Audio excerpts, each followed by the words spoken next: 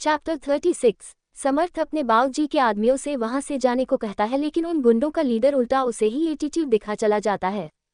अब आगे। समर्थ ने आज पूरा दिन आयरा अरन से खुद को एक सेकंड के लिए भी दूर नहीं किया था। उसे उन गुंडों भर भरोसा नहीं था कि वे उसकी बात मानेंगे। उनका एटीट्यूड उसे बता गया था कि वो उसकी एक नहीं सुनने वाले। रात का समय। एक कार तेज स्पीड से एक लोहे के में दरवाजे पर टक्कर मारते हुए आगे की ओर बढ़ जाती है। उस आवाज से सामने बने हवेली जैसे घर के बाहर खड़े 2-4 गार्ड्स आगे बढ़ उस कार की ओर आते हैं। लेकिन वो कार अपनी तेज स्पीड बढ़ाकर हवेली के मेन एंट्रेंस पर कार रोक नीचे उतर कर चिल्लाता है, उधम सिंह बाहर आ, बाहर आ। उधम, तेरी हिम्मत कैसे हुई मेरी बेटी को हाथ लगाने की। वो गार्ड्स उसे चारों ओर से घेर लेते हैं। उधम सिंह कुर्ता पजामा पहने बाहर निकल कर आता है। वो सामने उस आदमी को देख हैरान हो जाता है। वो इशारा से अपने आदमियों से पीछे होने को कहता है, जो उस आदमी पर बंदूक ताने खड़े थे। वो आदमी अपनी लाल दहकती आंखों से उसे घूर रहा था। कहीं ना कहीं जिसे देख उधम भी अंदर ही अंदर डर भी गया था। जैसे ही उधम के आदमी पीछे हटते हैं, वो आदमी तेज कदमों से आगे बढ़ उधम की गर्दन पकड़ उसे दीवार के अगेंस्ट धकेल उसकी आंखों में देख अपनी बंदूक निकालकर उसके सिने पर रख दबाव बनाते हुए बोला, अपने आदमियों से बोल मेरी बेटी से दूर रहे, अगर जिंदा रहना है तो। उधम के आदमी ये नज़ारा देख उस आदमी की ओर आगे बढ़ते हैं। उधम उन सभी को अपने हाथ दिखाकर रोक देता है।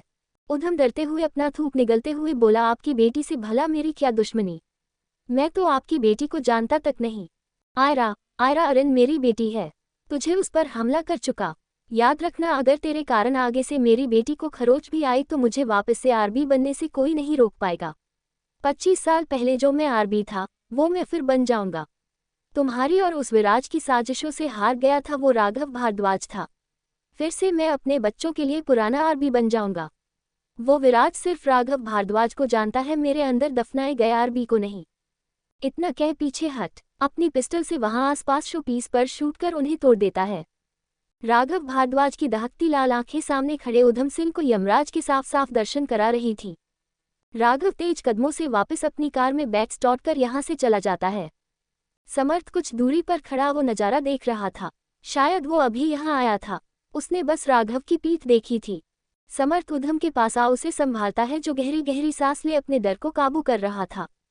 समर्थ उधम को अंदर ले जा लिविंग एरिया के सोफे पर बैठा कर टेबल से पानी ले उसे पिलाते हुए पूछता है, कौन था वो, आप इतने डरे हुए क्यों हैं। उधम डरते हुए लड़खड़ाए आवाज में बोला, वो है आरबी। आज से 25 साल पहले वो राजस्थान हरियाणा का माफिया था, जिसके नाम सुनने भर से ही 10 किलोमीटर तक लोग डर जाते थे। समर्थ बोला, लेकिन ये अब यहाँ क्यों आया है। वो चाहता है कि मैं उसकी बेटी से दूर रहूं। उधम बोला। समर्थ कंफ्यूजन में बोला, उसकी बेटी कौन है। उसकी बेटी आयरा उसरेन ऑफ संयम की बीवी। उधम के शब्द सुन समर्थ की हैरानी का कोई ठिकाना नहीं था। समर्थ हैरानी से बोला, आयरा तो विराज रॉय की बेटी है। उधम हैरानी से बोला, तुम उस विराज को जानते हो, लेकिन कैसे। समर्थ बोला, वो आयरा के पापा और इसकी कंपनी के मालिक हैं।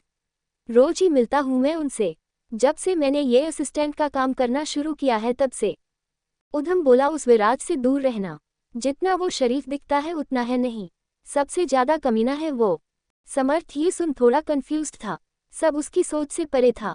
समर्थ उधम से बोला, बाऊजी मैं समझा नहीं, आप कहना क्या चाहते हैं। उधम बोला, बस ये समझ लो, उस हरामी आदमी से दूर रहना। उसने बहुत कुछ गलत किया है। आरबी मेरा दोस्त हुआ करता था, लेकिन मेरे लालच और उस विराज की साजिशों ने हमारी दोस्ती को दुश्मनी में बदल दिया। वो अपनी के लिए सब कुछ छोड़ चुका था, लेकिन उस विराज ने उसका सब बर्बाद कर दिया। बस इससे ज्यादा कुछ मत पूछ। इतना कह उधम अपने रूम में चले जाते हैं। वो बालकनी में आ सोफे पर बैठ सामने चांद को देखकर कुछ पुरानी यादों में खो जाता है। दूसरी ओर आर्यन हॉस्पिटल में अपने केबिन से बाहर निकल हॉस्पिटल में राउंड पर चला जाता है। उसे कॉरिडोर में वानी मिलती है, जो आर्यन को देख उसके पीछे हो जाती है। वो आर्यन को फॉलो करने लगती है।